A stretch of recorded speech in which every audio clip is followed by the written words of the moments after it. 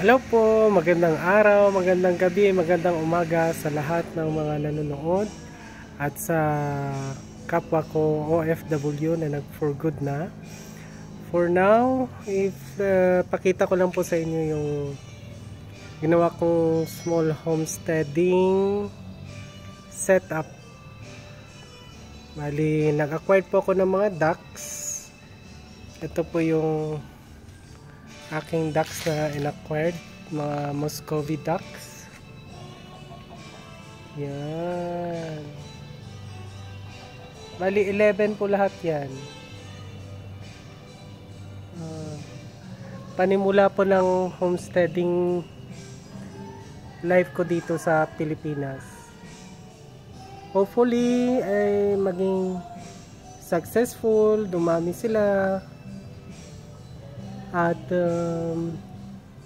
maging malusog, maging maayos po ang kanilang kalagayan. First time ko po mag-alaga ng ducks. For the past of my life siguro. Kasi half of my life nagwo-work na ako eh. So ngayon pala ako naka-encounter na mag-alaga ng ganitong mga hayop. Medyo naninibago pa po ako at hindi pa rin po ako masyado maalam sa ganitong larangan ng hobby or paghahayupan. Kasi nga po ako po ay isang OFW for the past 16 years. Pero bago po doon, nagtrabaho po ako as sales dito sa Manila. Matagal din po, mga 6 years bago ako tumulak ng Dubai. And now, ito na po yung inumpisahan ko ngayon after kong umuwi galing Dubai. Ayan po. Ducks.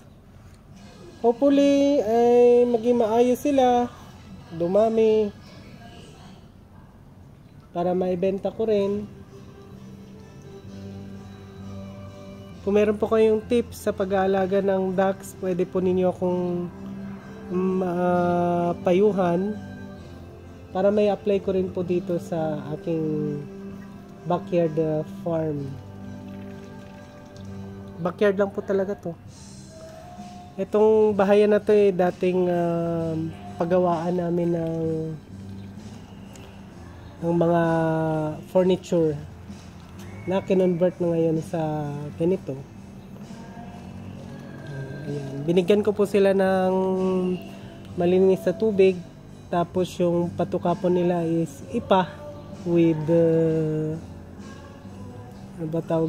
with feeds. Yan po, mukha naman po silang masaya.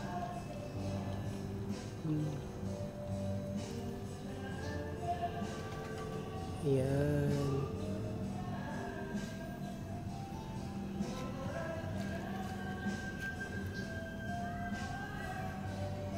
Yan. Saglit na saglit lang po yung ating vlog at bago lang po ako dito sa pagbabloging ng ganito, kaya pagpasensyahan na po ninyo. Hopefully po ay maging maayos po sa mga susunod na video ko. Salamat po, muli po. Shoutout po sa nag-iisa kong subscriber. Kung sino ka man, salamat.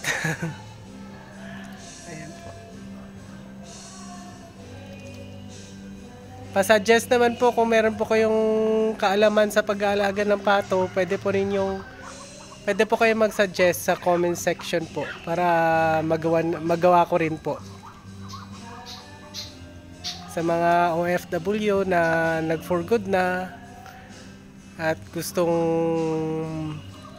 magsimula, sa tingin ko ito po yung medyo okay pong pagsimulan.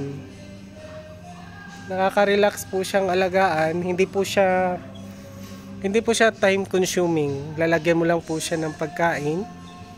After mo lagyan ng pagkain at saka tubig, yun na po.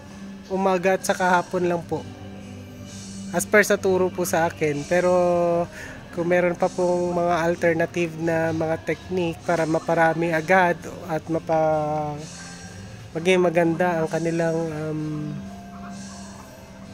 production, ay suggest po kayo sa comment section po. Hanggang dito na lang po ulit. Maraming salamat. Hanggang sa next vlog po. Update ko po kayo sa mga susunod pong video ko po.